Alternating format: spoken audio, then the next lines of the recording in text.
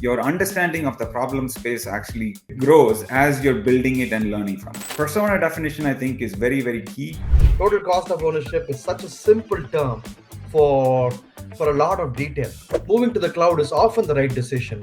You shouldn't be doing that just because somebody else is doing it. Right? But I feel that with the cloud, the level of complexity is usually understated, severely understated and underestimated.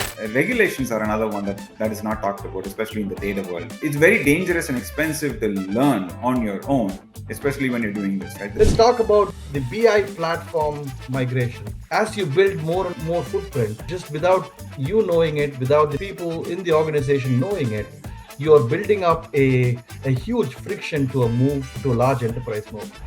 Decision makers that understand this early on start to take the steps to make that BI platform move early.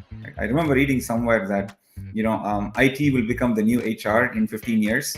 What functions can we automate today? We have in our world, where we go to an hour-long meeting and we say this could have been an email. So if we know how to build these agents, how to use these agents, we're just that much better off.